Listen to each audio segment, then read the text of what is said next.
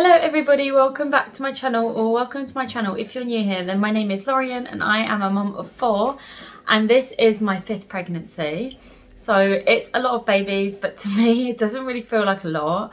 I was at my child's school the other day and there was a lady, like a nan, picking up her grandchildren, and she was just talking to me about my children in general and just shocked at how many there were.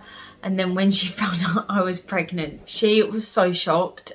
I think she couldn't really understand it. Some people just wouldn't have this many children and some people do.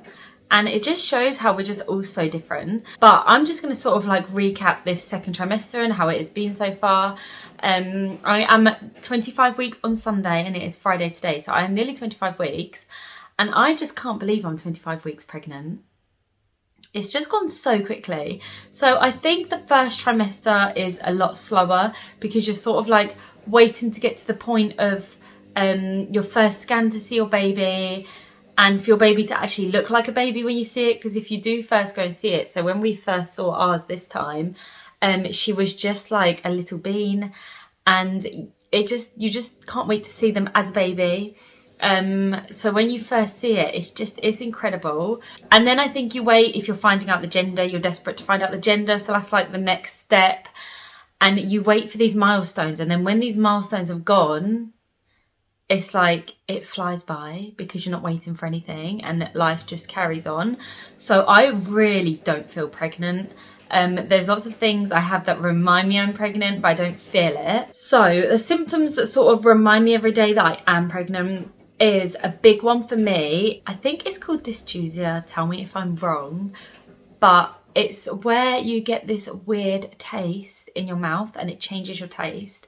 And I can't even explain it. If anybody told me about it before I was pregnant, I would probably think that they were making it up a little bit, not gonna lie. But my 4 previous pregnancies, I've never had this. And I'm really disliking this part of it. So it's like certain things I eat, I've got a really strange taste. And I am just really hoping it's pregnancy related and not just that my taste is gone. I don't know why it would, but apparently it's to do with like your hormones and stuff. And they say it can be like a metallic or a sour taste. Mine's more sour if it's anything, but it's just really strange and I can't even really explain it. Some things I don't have it with, some things I do. Like I absolutely love coffee, and every morning me and Curtis have a coffee, and we've just bought a really nice coffee machine, and then like a few weeks later we bought some beans, and I thought it was the beans, and I was saying these beans are absolutely disgusting, and he was like, didn't really understand why, but he didn't really think anything of it. And then what was it I ate something and I suddenly realised, like, I kept having natural yogurt with fruit and it was delicious, and then when this started I just thought, like, this yogurt tastes disgusting, because it's when we sort of switched over a bit to more organic eating, and I thought, this natural organic yogurt is disgusting, so I stopped eating it. And then I had bread, baguette with butter. It had the weird taste, and I thought, like, no, something's going on here, this is not right. And I just realised that I went to McDonald's and got McDonald's coffee because I thought, if that tastes weird, then it is this. And it's just like this strange taste that I can't even explain. If something's gonna taste like it, it smells like it. So like the coffee smells weird, bread smells weird, the yogurt smells weird, fruit's fine. I can eat fruit fine, I can eat cakes fine. Some cereals are weird, some are fine. Some things with like an overpowering taste, then I can't taste it, but then I would have thought coffee would be, and I can't taste it, and I can. So I sort of know what's going to taste like it now and what's not, and before I eat, if it smells like it. Like chips, I love chips. I've got an obsession with chips, and they taste disgusting. Unless if I got enough sauce with them, then it covers it. So it's just really strange. It's like some things and not other things. I don't know really what exactly it is, but yeah, that is affecting me massively at the moment, and I'm just hoping it goes. Apparently it'll go when you're not pregnant anymore, so we will see. Time will tell. There's not much time left to tell. So I would say that started from probably about week 19, and I'm now 25. So I have been going on with it for a long time, just waiting every day for it to end, and it's not ending, but hopefully it will one day. Another thing would be that I'm really tired all the time. I mean, you always get tired when you're pregnant. I always have had it with my pregnancies. up to about 14 weeks, I just need to sleep. And I used to be able to with my first two. I don't get to sleep in the day anymore. That's just impossible. That's never going to happen. I have too many children now. But I get exhausted now, and even more exhausted because I'm running around after a 2-year-old and a 1-year-old.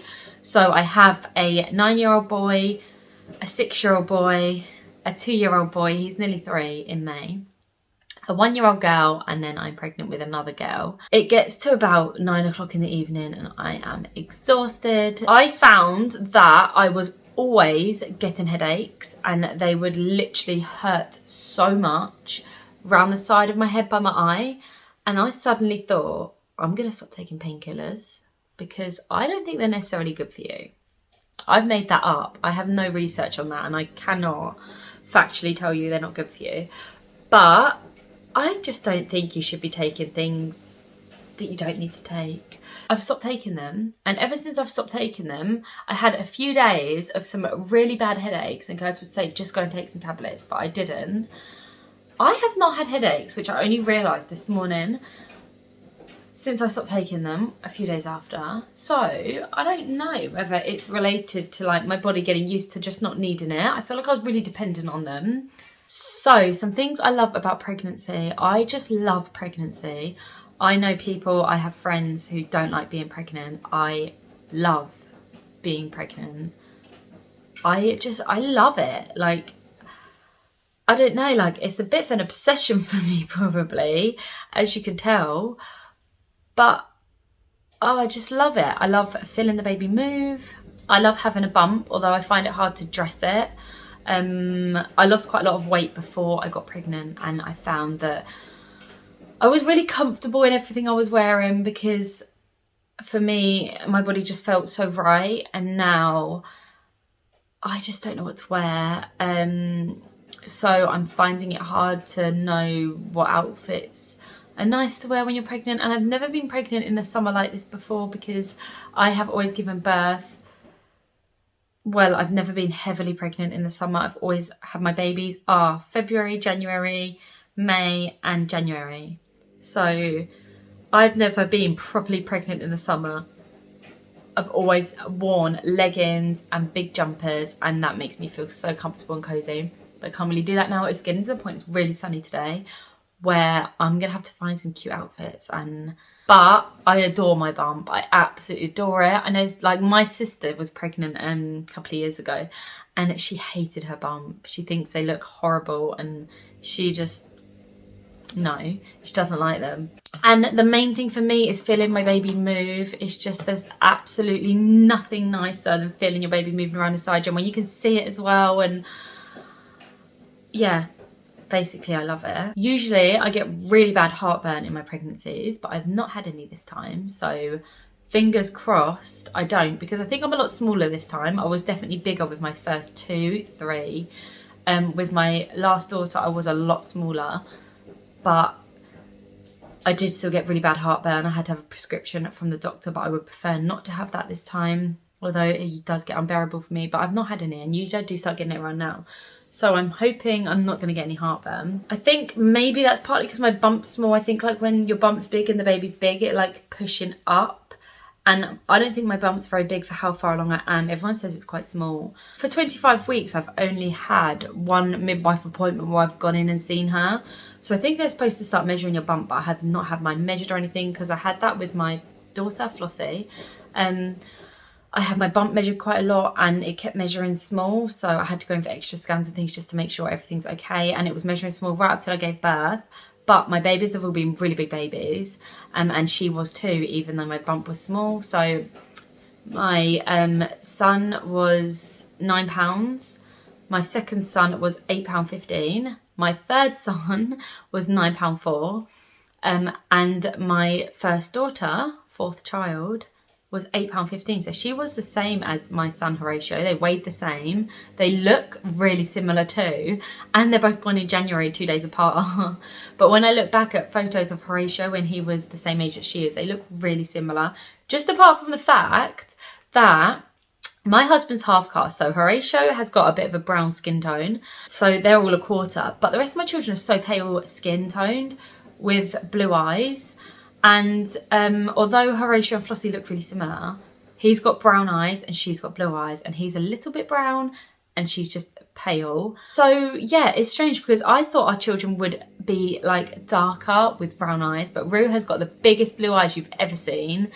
And yeah, they're just all so pale. I hope the baby has brown eyes because Horatio feels really left out. He is the only one in our family with brown eyes. Curtis's are like a greeny, bluey sort of colour. Maybe not blue, maybe just greeny, like hazily colour, but quite green. And Horatio's got these deep brown eyes, and I would just love to have now a daughter with brown eyes. In terms of prep for a baby, I have done nothing. We are very busy. We have a lot going on. We are going on holiday to Devon in May, so we also have that. Curtis is self-employed. It's just all been a lot. We have 4 children. I am pregnant, but we need to sort out the bedrooms. I need to get Flossie into her own bedroom before the baby's born. Flossie now sleeps through the night, which is amazing, but she is still breastfeeding. Not often though. She'll breastfeed in the morning when she wakes up, before a nap in the day, and then before she goes to bed, so 3 times a day. Yeah, I need to get her in her own room, but we have mice in our loft which have ruined so many of our items. So we've cleared the loft and everything is in a bedroom, and we need to go through it, sort it all out, board up the loft, get boxes up there with everything in boxes so that it's all stored properly, and hopefully eliminate our mice because it's a nightmare. So we've got a lot to do. As well as that, we're looking to get a new car. We have a Ford Galaxy, which has been amazing up to now. We've had it just before we had Rue. Although it's got 7 seats, and I think it's one of the biggest cars of all the 7 seats cars you can get, it's not big enough for us. The boot is not very big. We have a big double Bugaboo pushchair that you can have single or extend out to 2.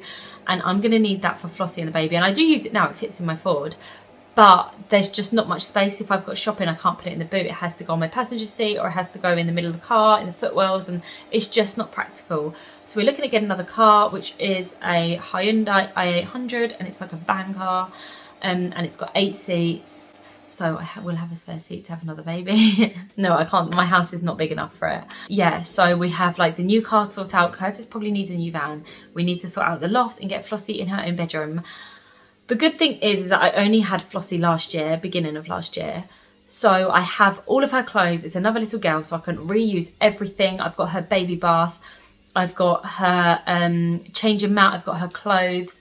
I don't have bottles because I breastfed Flossie. She's not had a bottle.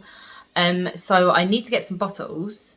And then obviously like nappies and wipe. But other than that, there's not really anything I need. When Flossie goes in her own room, she'll have her cot in her room with her drawers. So we will need to get a nursery set for our bedroom for the baby. Our bedroom is quite spacious and we have enough space to put a nursery set in the room as well as our bed and cupboards. So it should all work out really well. But our house is not very big. Like, it's not tiny.